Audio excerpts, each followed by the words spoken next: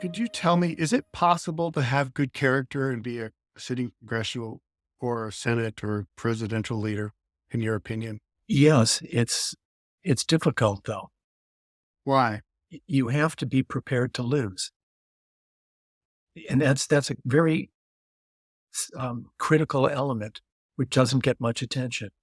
We focus so much on winning in our society. You have to be prepared to lose.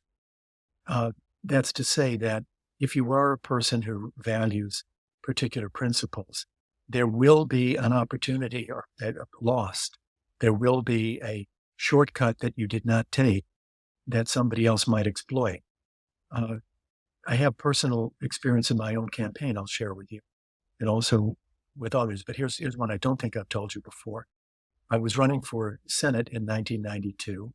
The Civil Rights Bill was on the floor of the House. I had been on the Judiciary Committee and I had worked on the Civil Rights Bill. And this reversed three Supreme Court opinions.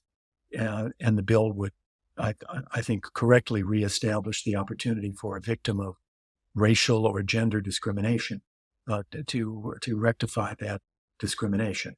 And I told you about my dissertation. I told you about my long concern about particularly discrimination against women.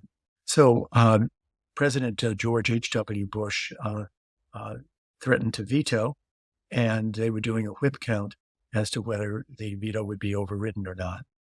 And I said I would vote to override. I was in the midst of a Senate campaign. President George H.W. Bush was the incumbent Republican president, and I got summoned to the White House. And I spoke with the White House counsel who was there and who had a very high-level member of his President Bush's White House staff from California present.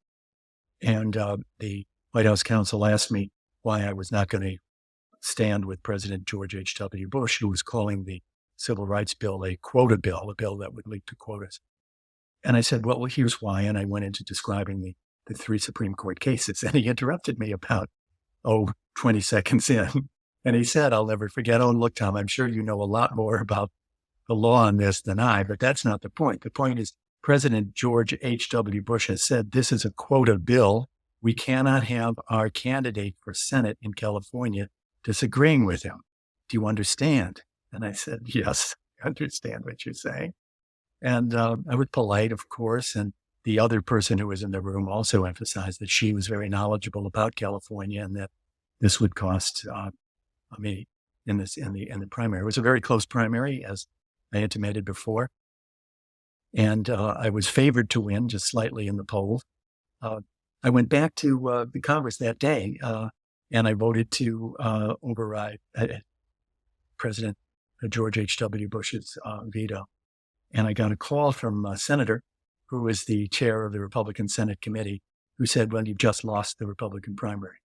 And President Bush, Vice President Dan Quayle came out to California, did a fundraiser for Sonny Bono. And Sonny Bono took more votes than the margin between me and Bruce Hershenson in a three-way race. It was made clear to me that was the consequence. And to this day, Dan, I'm so happy because imagine, and I know I can be wrong on the substance of the issue. That's not it. The question is, what did I believe? And what I believed was that this was a good law that would help people who were victims of discrimination. And what President Bush was doing in vetoing it was playing to a political purpose. So I would be a very different man, a very unhappy man, even if I had the title United States Senator, if I knew that was the price. It's a really very clear example where it happened that quickly.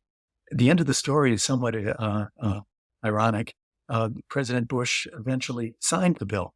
President George H.W. Bush eventually signed the bill. And the reason was that in the interim, David Duke had won the Republican primary to be governor of Louisiana.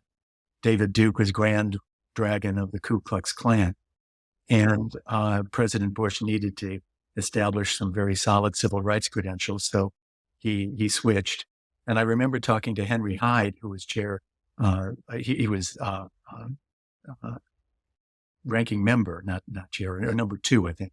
and the Republican side. I said, "So why did you switch?" Because he switched too. And he said, "David Duke." In other words, it was opportunistic on all parts. So I didn't win that primary. That was the best chance I had to winning for U.S. Senate. And I'm so happy. You imagine how I'd be other.